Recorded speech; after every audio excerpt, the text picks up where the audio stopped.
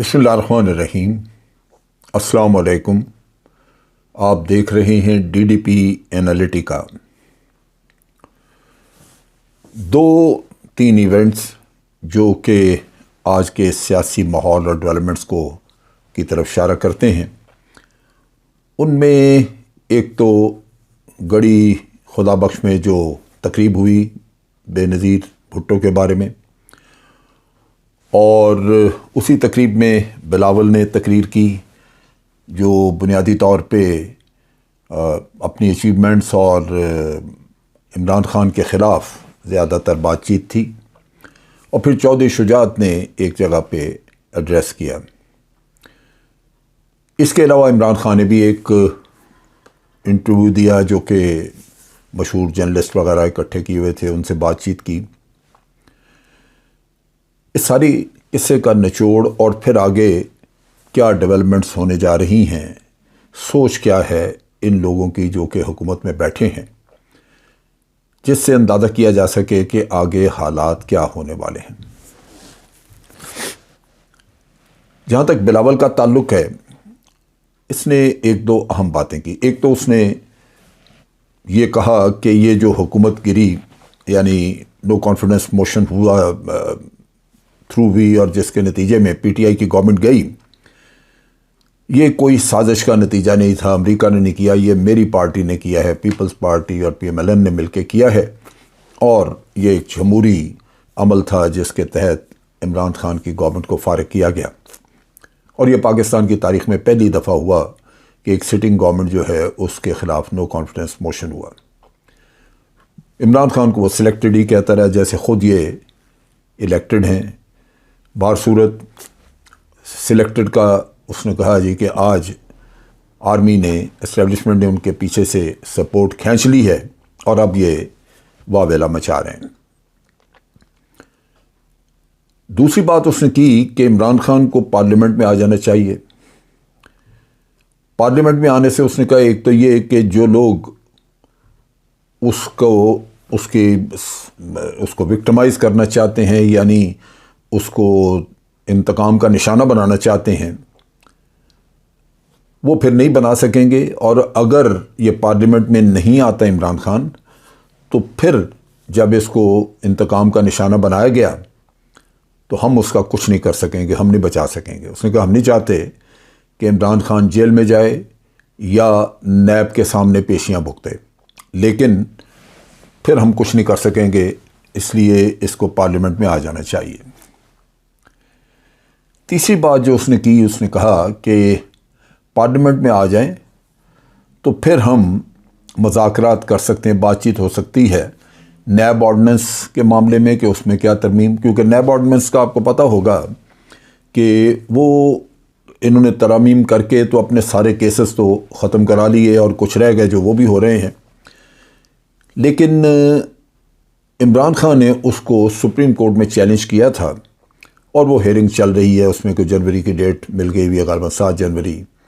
وہاں supreme court میں کوئی ایسی ارجنسی، کوئی عجلت نظر نہیں آتی جس سے کہ وہ فکر ہو، خیال ہو کہ اس کیس کا فیصلہ جلدی کیا جائے، کیونکہ تمام کرپٹ لوگ جو ہیں وہ اپنے کیسز تو ختم کراتے جا رہے ہیں، اور ایک وقت آئے گا کہ ان کے سارے کیسز ختم ہو جائیں گے۔ تو اس لحاظ سے ہونا تو یہ چاہیے تھا کہ 5-6 دن میں اس کا فیصلہ ہو جاتا، لیکن وہ مہینوں سے کیس چل رہا ہے اور آگے بھی پتہ نہیں جنوری کی کوئی ڈیٹ ہے۔ ایک تو اس نے اس میں کہا جی اس پہ بات ہو سکتی ہے، اور پھر اس نے کہا جی الیکشن کے بارے میں بھی بات ہو سکتی ہے۔ یہاں پہ پارلیمنٹ میں جانے کے، جب میں نے پہلے بھی ویلاگ میں کہا، 2 نقصانات ہیں۔ ایک تو یہ کہ اگر پارلیمنٹ میں عمران خان چلے جائے، اس کا مطلب یہ ہے کہ تسلیم کر لیا کہ جو سازش والی کہانی تھی وہ غلط تھی۔ اب پی ڈی ایم تو روز کہتی ہے کہ جی یہ سازش نہیں، ہم نے تو جمہوری عمل کیا۔ میں یہ کہتا ہوں کہ اگر سازش نہیں ہے، جمہوری عمل ہے، تو جو عمران خان نے ایک جوڈیشل انکوائری کا کہا، اور جو ڈاکٹر علوی جو پریزیڈنٹ ہیں، سب سے بڑا عہدہ اس ملک کا، انہوں نے چیف جسٹس کو خط لکھا، اس میں رکاوٹ کیا ہے؟ کیوں نہیں جوڈیشل کمیشن اس کی تحقیقات کر لیتا؟ ایک انکوائری ہو جاتی، تحقیقات ہو جاتی، اور اگر عمران خان غلط کہہ رہے تو بات اس کے سامنے آ جاتی کہ جی یہ جھوٹ کہہ رہے ہیں۔ لیکن پی ڈی ایم کہتا رہے کہ سازش نہیں، اور عمران خان اور اس کے ساتھ پورا پاکستان یہ مانے کہ سازش ہے، تو پھر میرا خیال ہے جو پبلک اوپینین ہے وہی درست سمجھا جائے گا۔ اس کو ختم کرنے کے لیے صرف ایک ہی طریقہ ہے کہ آپ جوڈیشل انکوائری کروائیں اور اس کے نتیجے سے لوگوں کو آگاہ کریں۔ ایک تو یہ حاصل کرنا چاہتے ہیں اپنے آپ کو، اب ایک غیر قانونی پارلیمنٹ بنا کے بیٹھے ہوئے ہیں اور وہ اپنے آپ کو لیگلائز کرنا چاہتے ہیں، وہ چاہتے ہیں کہ ایک لیجیٹمیسی مل جائے عمران خان کے اندر آ جانے سے۔ دوسرا، ان کو پتہ ہے کہ نیب کے قوانین کے بارے میں بات چیت کرنی ہے تو یہ تو سارا کرپٹ ٹولہ ہے، ان کی میجورٹی پارلیمنٹ میں بن گئی، کیونکہ کرپٹ ٹولہ جو ہے وہ سارا ایک جگہ پہ یکجا ہے، سب نے مافیا ہے، وہ انہوں نے اپنی کرپشن بچانی ہے، تو میجورٹی اپنے قوانین پاس کرے گی۔ آپ بے شک اعتراض کرتے رہیں، پی ٹی آئی وہاں پہ بیٹھ کے اعتراض کرے، واویلا مچائے، اس کا تو کچھ حاصل نہیں ہوگا۔ تو کہنا کہ اس کے اوپر بات چیت کر سکتے ہیں، آپ پارلیمنٹ میں آ کے بات کریں تو اس کا فائدہ کیا؟ اس نقطہ نگاہ سے اگر دیکھیں تو میں سمجھتا ہوں کہ یہ بالکل ہی ایک بھونڈی سی بات ہے کہ جا کے پارلیمنٹ میں بیٹھ جائیں۔ عمران خان کو کوئی ضرورت نہیں کہ وہ پارلیمنٹ میں جائیں۔ چودھری شجاعت بھی یہی کہہ رہے ہیں، وہ کہتے ہیں کہ جناب آپ اپنے لوگوں کو ریپرزینٹ کر رہے ہیں، وہ مایوس ہیں کہ آپ پارلیمنٹ میں نہیں جا رہے، جنہوں نے آپ کو الیکٹ کیا وہ اس کے ساتھ ہیں، وہ کہہ رہے ہیں کہ جی اس پارلیمنٹ میں مت جاؤ، یہ سازشی ہیں،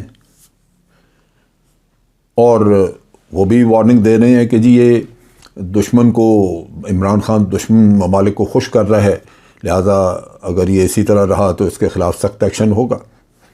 سخت ایکشن وغیرہ کی چیزیں تو ہمیں سمجھ آتی ہیں، کیونکہ اس حکومت نے جب سے یہ آئے ہیں حکومت میں تو انہوں نے یہی کچھ کیا ہے کہ انسانی حقوق کی پامالی ہر طرف کی ہے۔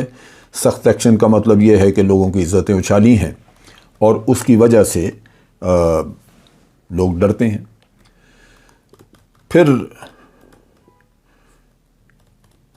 یہی اس نے دیتا دلیری، آپ دیکھیے کہ بلاول نے بھی اپنی تقریر میں یہ کہا کہ جناب دیکھیں انہوں نے فریال تالپور، جب عمران خان کی حکومت تھی، فریال تالپور کو انہوں نے جیل بھجوایا، مریم نواز کو بھجوایا، تو ان کو سوچنا چاہیے کہ کانسٹیٹیوشن جو ہے اس کے ساتھ اگر کوئی کھلواڑ ہوا تو ان کو بھی یہی کچھ ہوگا۔ آپ امیجن کریں کہ اس طرح دیدہ دلیری سے یہ لوگ جھوٹ بولتے ہیں، کیا ان کے اوپر کرپشن کے کیسز نہیں تھے؟ مریم نواز ہو یا انہوں نے کتنے جھوٹ بولے ہیں، جو کہا جی ہمارے کوئی پراپرٹی نہیں ہے یہاں پہ، لندن کیا یہاں بھی کوئی نہیں، سب کچھ نکل آیا۔ تو یہ وہ چیز ہے جہاں یہ اپنے آپ کو بچانے کے لیے جھوٹ کا سہارا لے کے عمران خان کو کارنر کرنا چاہتے ہیں۔ دوسری طرف عمران خان نے جب یہ ایڈریس کیا اپنے جرنلسٹ کو، جو کہ مشہور جرنلسٹ وغیرہ کچھ بلائے ہوئے تھے ان کو، تو اس میں انہوں نے کہا کہ میں سمجھتا ہوں کہ جنرل الیکشن ابھی فوری طور پہ ہوتے ہوئے نظر نہیں آ رہے۔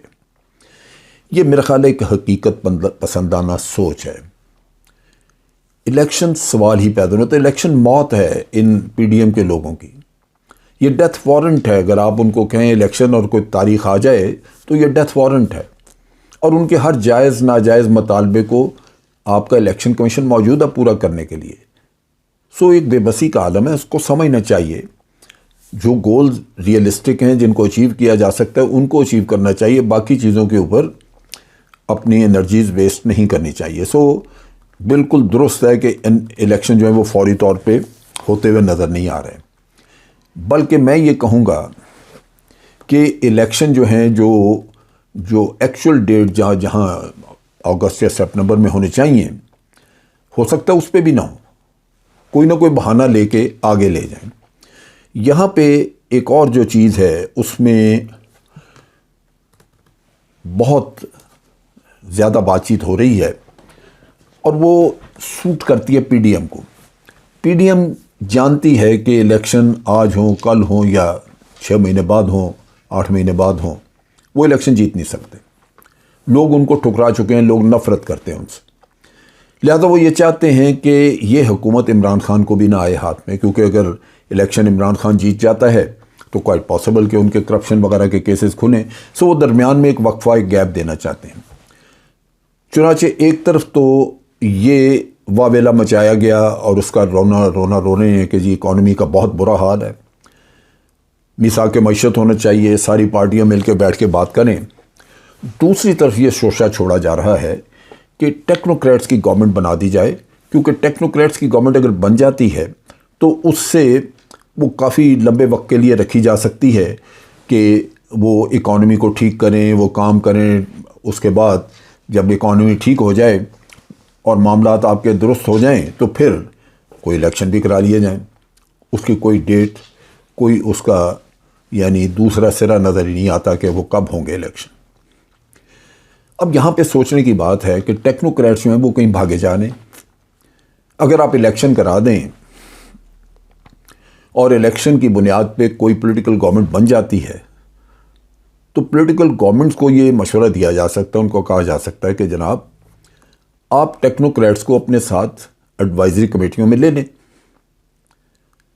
منسٹری آف فائنانس میں ٹیکنوکریٹس بیٹھ جائیں، 15-16 ٹیکنوکریٹس یا 10-12 جو اکانومسٹ ہیں وہ بیٹھ جائیں، وہ اکانومی کو ہینڈل کرنا شروع کریں اور پولیٹیکل گورنمنٹ ان کو گائیڈنس دے.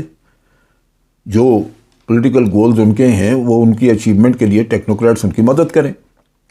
اسی طرح فارن پالیسی میں آپ کے پاس کئی ریٹائرڈ ایکسپرٹس ہیں، ریٹائرڈ بیوروکریٹس ہیں، ریٹائرڈ ایمبیسڈرز ہیں. ان کی ایڈوائزری باڈیز ہر جگہ لگائی جا سکتی ہیں. لیکن الیکشن سے بھاگنا یہ کہہ کے کہ خرابیاں ہو گئیں بڑی. اب پہلے تو یہ جنہوں نے یہ جو پچھلے 8 مہینے میں جن لوگوں نے خرابیاں کی ہیں، جو یہ ہمیں آ کے منہ پھاڑ پھاڑ کے سناتے تھے کہ 6 مہینے میں ہم یہ کر دیں گے وہ کر دیں گے، اب وہ کہہ رہے ہیں جی ہمیں 5 سال کے لیے آگے حکومت دے دیں، ہم اگر اس کا پاکستان کا چہرہ نہ بدل دیں تو ہمارا نام بدل دیں. کبھی ان لوگوں کی بات پہ یقین کیا جا سکتا ہے؟ یہ اس قدر جھوٹے ہیں، سفید جھوٹ بولنے والے لوگ ہیں. کوئی ان کے اندر کوئی ایسا جذبہ، کوئی شرم حیا والی بات نہیں ہے کہ انسان سوچے کہ میں صبح شام جھوٹ بولتا ہوں، کیا میری قوم سوچتی ہوگی میرے بارے میں. لیکن یہ بولتے ہیں. اور یہاں پہ اب ٹیکنوکریٹ والا قصہ کھڑا کیا جا رہا ہے تاکہ کرپشن کو ہضم کیا جا سکے، درمیان میں ایک لمبا گیپ آ جائے اور عمران خان جو کہ کرپشن ختم کرنے کا نعرہ لگاتا ہے یہ حکومت میں کہیں نظر نہ آئے. میں سمجھتا ہوں کہ اس چیز کو رد کرنا چاہیے عوام کو بھی اور تمام یہ پی ٹی آئی کو بھی اور باقی بھی پاکستان کے عوام کو سمجھنا چاہیے کہ یہ ان کے ساتھ دھوکہ کرنے کی کوشش کی جا رہی ہے. ہونا یہ چاہیے کہ فوری طور پہ الیکشن، اسٹیبلٹی آئے گی الیکشن کے ساتھ جب عوام کو پتہ ہوگا کہ ان کے الیکٹڈ لوگ آج حکومت میں ہیں. سو اسٹیبلٹی کے لیے الیکشن اور پھر پولیٹیکل اور ٹیکنیکل پرابلم جو ہیں ان کو ہینڈل کرنے کے لیے اپروپریٹ لوگوں کی کمیٹیاں ساتھ بنائی جا سکتی ہیں، ان کو ہائر کیا جا سکتا ہے، ایڈوائزر لیے جا سکتے ہیں تاکہ آپ کو مدد ملے، آپ کو اسسٹنس ملے.